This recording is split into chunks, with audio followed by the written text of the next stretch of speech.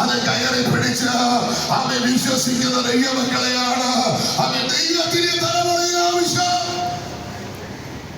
ഞാൻ ഈ വചനം ധ്യാനിച്ചുകൊണ്ടിരുന്നപ്പോൾ മണിക്കൂറുകൾ പഠിക്കേണ്ട വിഷയം ഒരൊറ്റ ഉദാഹരണം കൊണ്ട് ഞാൻ നിങ്ങളെ മനസ്സിൽ വരയ്ക്കാമെന്ന് വിചാരിക്കുന്നു.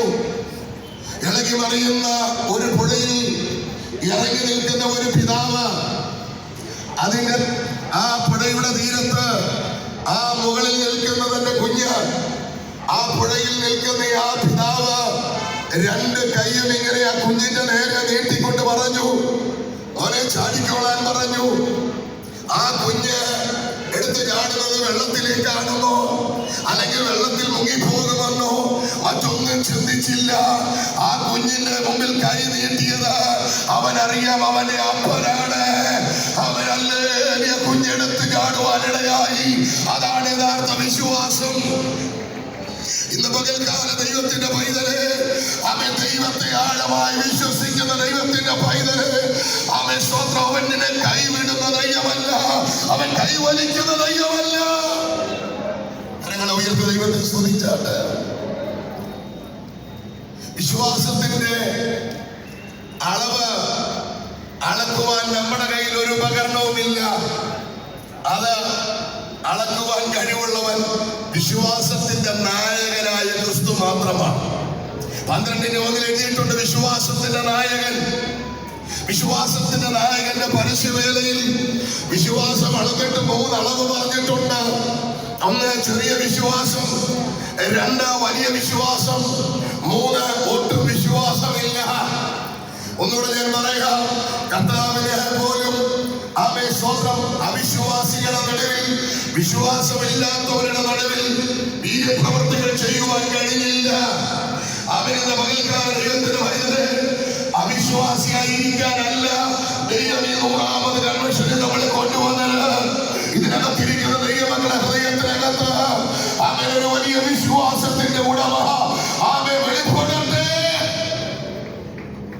ഹല്ലേലൂയ. പൗലോസ് പറയുകയാണ്, അവിശ്വാസമുള്ള ദുഷ്ടഹൃദയം നിങ്ങളിൽ ആർക്കും ഉണ്ടാകാതിരിക്കട്ടെ.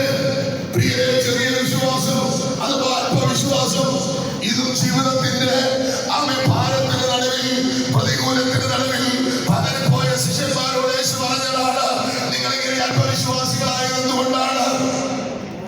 എന്നാൽ മറ്റൊരു കാര്യം, യേശു പ്രശംസയോടെ ആശ്ചര്യത്തോടെ അതിശയത്തോടെ പറയുകയാണ്, ഇസ്രായേലിൽ പോലും ഇത്ര വലിയ വിശ്വാസം ഞാൻ കണ്ടിട്ടില്ല. ഇത് പറഞ്ഞത് അവൻ സ്വന്തം യഹൂദന്മാരെ നോക്കിയല്ല, തന്റെ കൂടെ നടക്കുന്ന ശിഷ്യന്മാരെ നോക്കിയല്ല. ഇത് പറഞ്ഞത് രണ്ടും വിജാതീയരായ 2 പേരെ കണ്ടുകൊണ്ടാണ്. എന്റെ കർത്താവ് ആശ്ചര്യപ്പെട്ടത് വിജാതീയരായ 2 പേർ. ഒന്ന് സഹോദരിമാരുടെ എല്ലാം പ്രതിനിധിയായി വന്നത് കനാന്യ സ്ത്രീയാണ്.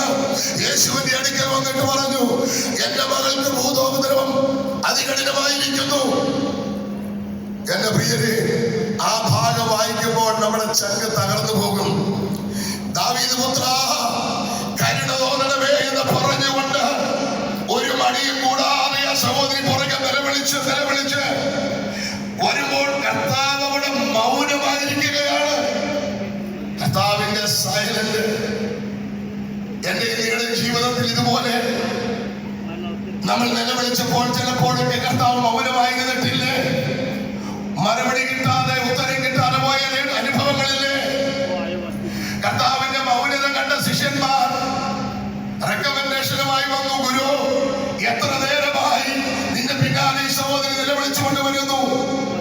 ഉടനെ എന്റെ കർത്താവ് ഈ ശിഷ്യന്മാരുടെ റെക്കമെൻഡേഷൻ റിജക്ട് ചെയ്യുകയാണ് ഉണ്ടായത്, തിരസ്കരിക്കുകയാണ് ഉണ്ടായത്.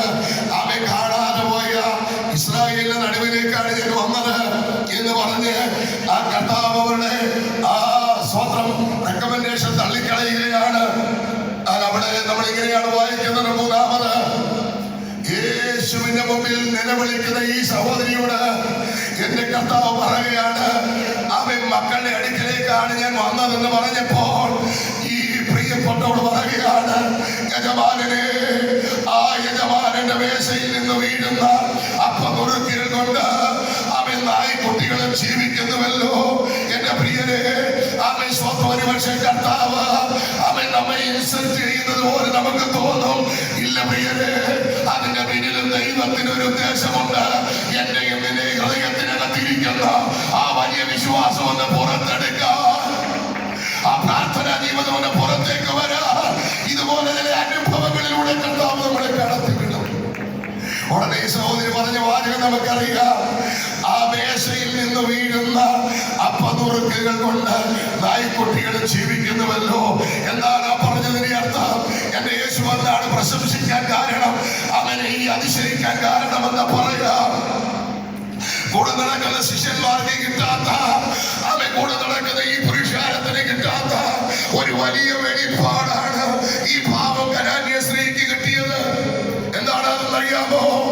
അവൻ കർത്താവ് സ്വർഗത്തിൽ നിന്ന് ഇറങ്ങി വന്ന ജീവന്റെ അപ്പമാണ്. സ്വന്തത്തിലേക്കാണ് അവൻ വന്നത്. അത്താൻ ഇസ്രായേലിന്റെ രക്ഷയ്ക്ക് വേണ്ടി ഇറങ്ങി വന്നവരാണ്. പക്ഷേ സ്വന്തത്തിലേക്ക് വന്നു, സ്വന്തമായവരോ തള്ളിക്കളഞ്ഞു. സ്വന്തം ജനമായ ഇസ്രായേൽ അല്പം കൂടെ കഴിയുമ്പോൾ അവൻ സ്വത്ര കാൽവരിയുടെ കുലക്കളത്തിൽ ഈ ജീവന്റെ അപ്പമായ ക്രിസ്തുവിനെ അവർ പിച്ചി ചീന്തും. ആ അപ്പത്തിന്റെ ഒരു കക്ഷണ കാൽവരിയിൽ നിന്ന് തെറിച്ചു വീഴുന്ന ആ അപ്പത്തിന്റെ ആ രക്ഷയുടെ ഒരംശം മതി എന്റെ കുഞ്ഞിന് സൗഖ്യം വരുവാൻ. ഈ പന്തലകത്തിരിക്കുന്ന ദൈവത്തിന്റെ പൈതല്, നിന്റെ കുലം ദൈവം നോക്കുന്നില്ല, അവന്റെ വിദ്യാഭ്യാസം ദൈവം നോക്കുന്നില്ല, സാഹചര്യങ്ങളൊന്നും നോക്കുന്നില്ല. ഇന്ന് പകൽക്കാലം കടന്ന് വിശ്വസിക്കാൻ നിനക്ക് ആഗ്രഹമുണ്ടോ? ഇന്ന് പകലിൽ നിന്റെ വിഷയത്തിൽ അവൻ വിടുതലയക്കുന്ന ദൈവമാണ്. രണ്ടാമത് കർത്താവ് പറഞ്ഞത് ശതാധിപന്റെ കാര്യമാണ്. ശതാധിപൻ പറയുകയാണ്, എന്റെ പുരയ്ക്കകത്ത് നീ വരണ്ട, നീ ഒരു വാക്ക് ഏൽപ്പിച്ചാൽ മതി, ഞാനും അധികാരത്തിന്റെ കീഴിലുള്ളവന്. ഒരുവനോട് പോകാൻ എന്ന് പറഞ്ഞാൽ അവൻ പോകുന്നു, വരിക എന്ന് പറഞ്ഞാൽ അവൻ വരുന്നു. എന്റെ പ്രിയരെ, ഇന്ന് പകൽക്കാലം സമയം വേഗത്തിൽ ഓടുന്നത് കൊണ്ട് ഞാൻ വേഗത്തിൽ പറഞ്ഞ് അവസാനിക്കട്ടെ. അവനൊരു വെളിപ്പാട് കിട്ടി. ആമേ സ്തോത്രം. 100 പേരുടെ അധിപനായിരിക്കുന്ന എന്റെ വാക്കിനെ അനുസരിപ്പാൻ, എന്റെ ആജ്ഞ അനുസരിപ്പാൻ ആജ്ഞാനുവർത്തികളായ പടയാളികളുണ്ട്. ഈ യേശു സാധാരണക്കാരനല്ല. ഹല്ലേലൂയ. സ്വർഗത്തിലും ഭൂമിയിലും സകല അധികാരമുള്ളവനാണ്. സ്വർലോകരുടെയും ഭൂലോകരുടെയും അധോലോകരുടെയും മുഴങ്ങാൻ മടങ്ങുന്നവനാണ്. അവനൊരു വാക്ക് കൽപ്പിച്ചാൽ മതി, എന്റെ ബാല്യക്കാരന് സൗഖ്യം വരും. ഇന്ന് പകൽക്കാലം വിശ്വസിച്ച് അവന്റെ ഒരു വാക്ക് മതി. അവൻ നിന്റെ കുടുംബത്തിനകത്ത്, നിന്റെ തലമുറയിൽ ഒരു വിടുതൽ നടക്കാൻ, നിന്റെ സഭയിൽ ഒരു വിടുതൽ നടക്കാൻ അവൻ വിശ്വസിക്കുന്നവർ കരം തട്ടിയോ കരം ഉയർത്തിയോ ദൈവത്തെ സ്തുതിച്ചാട്ടെ. ഞാൻ വേഗത്തിൽ ഇവിടെ അവസാനിപ്പിക്കുവാൻ നിർബന്ധിതനാകുന്നു. പ്രിയരെ, നമ്മൾ രക്ഷിക്കപ്പെടുന്നത് മുതൽ നമ്മൾ ഉയർത്തെഴുന്നേൽക്കുന്നത് വരെ, അല്ലെങ്കിൽ നമ്മൾ വീണ്ടും ജനിക്കുന്നത് മുതൽ നിത്യതയിൽ ചെന്ന് ചേരുന്നത് വരെ നമുക്ക് കൈമുതലായുള്ളത് വിശ്വാസമാണ്. കാരണം വചനം പറയുന്നു, വിശ്വാസത്താലാണ് നമ്മൾ വീണ്ടും ജനിച്ചത്, വിശ്വാസത്താലാണ് നമ്മൾ രക്ഷിക്കപ്പെട്ടത്.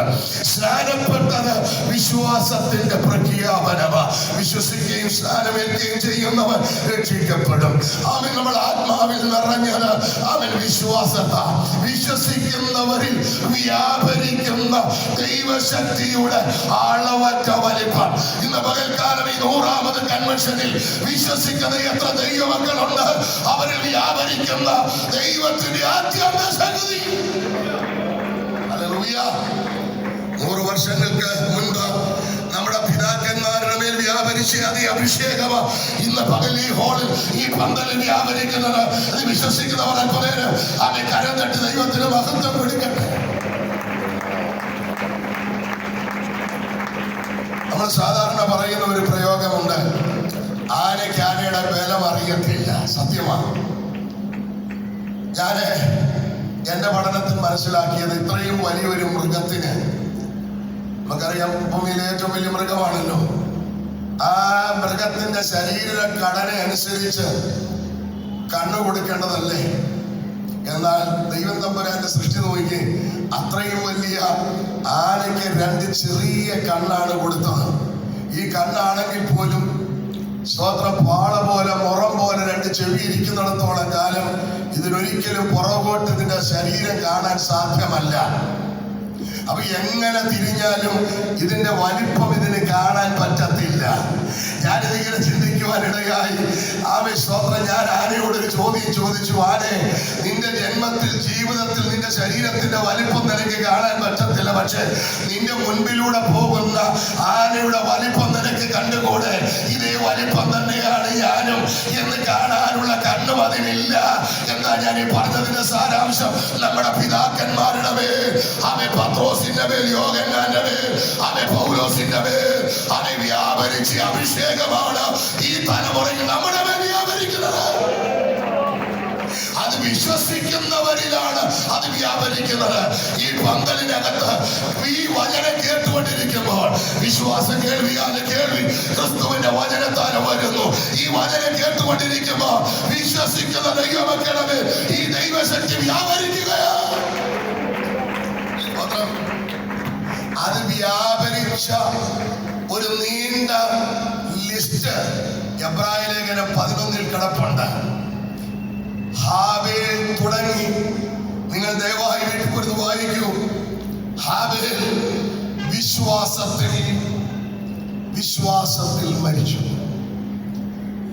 ഞാൻ ഓരോ വാക്യങ്ങൾ പറഞ്ഞ് പെട്ടെന്ന് പോകുവാൻ ആഗ്രഹിക്കുകയാണ്. എബ്രായ ലേഖനം 11-ാം അധ്യായം നമ്മുടെ ജീവിതത്തിന്റെ ആരംഭം മുതൽ അവസാനം വരെയുള്ള ഒരു വലിയ പിക്ചർ അവിടെ കിടപ്പുണ്ട്. 23-ാം വാക്യത്തിൽ വായിക്കുന്നത്, മോശ വിശ്വാസത്താൽ ജനിച്ചു. ദൈവവൈതലെ വിശ്വാസത്താൽ ജനിച്ചു. വീണ്ടും ജനനം മുതൽ നമ്മുടെ ക്രിസ്ത്യ ജീവിതം ആരംഭിക്കുന്നത് വിശ്വാസത്തിന്റെ യഥാർത്ഥമായ വിശ്വാസത്തിന്റെ അടിസ്ഥാനത്തിലാണ്. 24-ാം വാക്യം, മോശ വിശ്വാസത്താൽ വളർന്നു. 4-ാം വാക്യം, ഹാബേൽ വിശ്വാസത്താൽ ആരാധിച്ചു. 7-ാം വാക്യം, സ്തോത്രം, വിശ്വാസത്താൽ പ്രസംഗിച്ചു.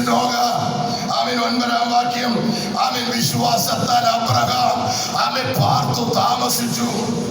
8-ാം വാക്യം, വിശ്വാസത്താൽ അബ്രഹാം യാത്ര ചെയ്തു. 11-ാം വാക്യം, വിശ്വാസത്താൽ ശക്തി പ്രാപിച്ചു. 17-ാം വാക്യം, വിശ്വാസത്താൽ പരീക്ഷയെ ജയിച്ചു. 29-ാം വാക്യം, 27-ാം വാക്യം, വിശ്വാസത്താൽ ദൈവത്തെ കണ്ടു. 39-ാം വാക്യം, വിശ്വാസത്താൽ സാക്ഷ്യം ലഭിച്ചു. 33-ാം വാക്യം, വിശ്വാസത്താൽ അവർ രാജ്യങ്ങളെ അടക്കി. സ്തോത്രം. 31-ാം വാക്യം, വിശ്വാസത്താൽ സ്തോത്രം നശിക്കാതിരുന്നു. 21-ാം വാക്യം, വിശ്വാസത്താൽ മരിക്കാറായതിനെ ജീവൻ പ്രാപിച്ചു, ജീവൻ ലഭിച്ചു. 13-ാം വാക്യം, വിശ്വാസത്താൽ മരിച്ചു. 35-ാം വാക്യം, വിശ്വാസത്താൽ ഉയർത്തെഴുന്നേറ്റു. എന്റെ പ്രിയരെ, വിശ്വാസത്തിൽ ജനിക്കുന്നത് മുതൽ വിശ്വാസത്തിൽ ഉയർക്കുന്നത് വരെയാണ് യഥാർത്ഥ ക്രിസ്തീയ വിശ്വാസം. വിശ്വസിക്കുന്നവർ കരുതട്ടെ, ദൈവത്തെ സ്തുതിക്കട്ടെ. ഹല്ലേലൂയ. വിശ്വാസവീരന്മാരല്ല, അത്ഭുതങ്ങൾ ചെയ്തവരാണ്. ഹല്ലേലൂയ. അവർ ചെങ്കടലിനെ വഴി തുറന്നവരാണ്. അവർ സിംഹത്തിന്റെ വായെ അടച്ചവരാണ്. അവർ തീയുടെ ബലത്തെ കെടുത്തിയവരാണ്. ഓ, കരങ്ങളെ തട്ടി ദൈവത്തിന് നന്ദി പറയാമോ? ഇന്ന് പകൽ ഈ കൺവെൻഷന്റെ പ്രഥമ പകൽക്കാലം വിശ്വസിക്കുന്ന ദൈവമക്കളെ ഇന്ന് പകൽക്കാലം വിടുതൽ വ്യാപരിക്കാൻ പോകുകയാണ്. നാമതേ ക്രൈസ്തവർ തിങ്ങി പാർക്കുന്ന ഒരു വലിയ പട്ടണത്തിലാണ് ഞാൻ കർത്താവിന്റെ വേല ചെയ്യുന്നത്. എനിക്ക് ആലപ്പുഴ പട്ടണത്തിൽ എന്റെ ആദ്യ ഫലം എന്ന് പറയുന്നത് മാനസിക രോഗിയായ ഒരു സഹോദരനാണ്. ആ മാനസിക രോഗിയായ സഹോദരൻ അവൻ വിശ്വസിച്ച് ആചരിച്ച ആകാരങ്ങൾക്ക് വേണ്ടി 7 വർഷം സമയം ചെലവിട്ടു. പക്ഷേ അതിന് പ്രതിഫലമായി കിട്ടിയത് മാനസിക രോഗമാണ്. സകല മെഡിക്കൽ ട്രീറ്റ്മെന്റിൽ പരാജയപ്പെട്ടിരിക്കുമ്പോഴാണ് പ്രാർത്ഥിക്കുവാനായി വന്നത്. അധികം ആളുകൾ ആരുമില്ല. ഞാനും എന്റെ ഭാര്യയും ഈ കൊണ്ടുവന്ന ഈ സഹോദരന്റെ വിദേഹം മാത്രം ഞങ്ങൾ പായിട്ട് പ്രാർത്ഥിച്ചുകൊണ്ടിരിക്കുമ്പോൾ ആ ഇന്നും ദൈവസഭയ്ക്കകത്ത് ആത്മാവിലെ സത്യത്തിലെ ദൈവത്തെ ആരാധിക്കുകയാണ്. ഇനി ആലപ്പുഴയുടെ വേലയുടെ വ്യാപനത്തിന് വളർച്ചയ്ക്ക് ദൈവം ആമേൻ സ്തോത്രം ചെയ്ത ഒരു ആരംഭമായിരുന്നു. ബഹുമാന്യ ദൈവദാസൻ ബേബി കടമനാട് എന്റെ സഭയിൽ വന്ന് ശുശ്രൂഷിച്ചിട്ടുണ്ട്. പാരലൈസ് രോഗി സൗഖ്യമായവരാ സഭയിലുണ്ട്. ദീർഘവർഷങ്ങൾ മക്കളില്ലാതിരുന്ന് പ്രാർത്ഥിച്ച മക്കളെ കെട്ടിയവരാ സഭയിലുണ്ട്. അവൻ ഇന്ന് പകൽക്കാലം ഞാൻ എന്താ പറയുന്നത് ചോദിച്ചാൽ, ഏത് മെഡിക്കൽ സയൻസ് ഉപേക്ഷിച്ചതിനെയും വിടുവിപ്പാൻ കഴിവുള്ള ഒരു ദൈവം ഇന്ന് പകലിനകത്ത് വന്നിട്ടുണ്ട്. വിശ്വസിക്കുന്നവരുടെ മേൽ ഇന്ന് പകല രോഗശാന്തിയുടെ വരം ഇതിനകത്ത് വ്യാപരിക്കുകയാണ്. കരങ്ങളെ തട്ടി അല്പസമയ ദൈവത്തെ സ്തുതിച്ചാണ്. ആമേൻ ആമേൻ ആമേൻ ആമേൻ. രോഗിയായിട്ടാണോ നീ വന്നത്? കൈ തൊടാതെ ആമേൻ ഒരു ദൈവദാസനും നിന്റെ തലയിൽ തൊടാതെ തന്നെ ഇപ്പോൾ തന്നെ വിടുവിപ്പാൻ കഴിവുള്ള ആമേൻ സർവശക്തനായ ദൈവത്തിന്റെ ആണിപ്പഴുതുള്ള കരം ഇന്ന് പകൽ നിന്റെ മേൽ വയ്ക്കുകയാണ്. അല്പസമയങ്ങൾ കരങ്ങൾ ആമേൻ തട്ടി വാതിലുകളെ തുറന്ന് ദൈവത്തെ സ്തുതിച്ചാട്ടെ. ഹല്ലേലൂയ. ഈ 100ാമത് കൺവെൻഷനിൽ ഒരു വിടുതൽ ഇതിനകത്ത് നടക്കട്ടെ, ഒരു അത്ഭുതം ഇതിനകത്ത് നടക്കട്ടെ, ഒരു ദൈവപ്രവൃത്തി ഇതിനകത്ത് നടക്കട്ടെ. നമ്മുടെ പിതാക്കന്മാർ ഈ പ്രസ്ഥാനം ആരംഭിക്കുമ്പോൾ അവർക്ക് കൈമുതലായിട്ടുണ്ടായിരുന്നത് വിശ്വാസം മാത്രമാണ്. വിശ്വാസത്താലാണ് നമ്മൾ ഇവിടം വരെ എത്തിയതെങ്കിൽ ഈ 100ാമത് കൺവെൻഷനിൽ നമ്മുടെ വിശ്വാസത്തിന് കുറവ് സംഭവിച്ചിട്ടുണ്ടെങ്കിൽ ഇന്ന് പകൽക്കാലം കരഞ്ഞു പറഞ്ഞാട്ട്, കർത്താവേ എന്റെ വിശ്വാസത്തെ ഒന്ന് വർദ്ധിപ്പിച്ചു തരണമേ. ദൃശ്യമായ അത്ഭുതങ്ങൾ ചെയ്യാൻ ദൈവത്തിന് കഴിയും. അദൃശ്യമായ കാരണങ്ങളാൽ ദൃശ്യമായതിനെ സൃഷ്ടിക്കുക. എബ്രായർ 11:3 വാക്യമാണ്. നമ്മുടെ ദൈവത്തെ നമുക്ക് കണ്ടുകൊണ്ട് കാണാൻ പറ്റത്തില്ല, പക്ഷേ ആ ദൈവത്തിന്റെ സാന്നിധ്യം ഇതിനകത്തുണ്ട്. ഞാൻ കൈയടിക്കാൻ പറഞ്ഞപ്പോൾ നിങ്ങൾ കൈയടിച്ചു. എന്റെ ശബ്ദം നിങ്ങൾ കണ്ടില്ല, പക്ഷെ നിങ്ങൾ കേട്ട ആ ശബ്ദത്തോട് നിങ്ങൾ പ്രതികരിച്ചു.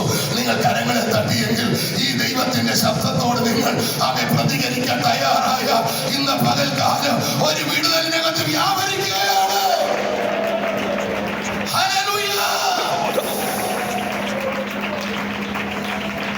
ദൈവത്തിന്റെ അടുക്കൽ വരുന്നവർക്ക് ഉണ്ടാകേണ്ടത് പ്രഥമവും പ്രധാനവുമായുള്ളത് വിശ്വാസമാണ്. ഇന്ന് പകൽ നിങ്ങൾ വിശ്വസിച്ചു പ്രാർത്ഥിക്കൂ, ദൈവം അത്ഭുതങ്ങൾ ചെയ്യും എന്ന് പറഞ്ഞ് എന്റെ വാക്കിലൂടെ അവസാനിപ്പിക്കട്ടെ. കർത്താവ് നിങ്ങളെ എല്ലാവരെയും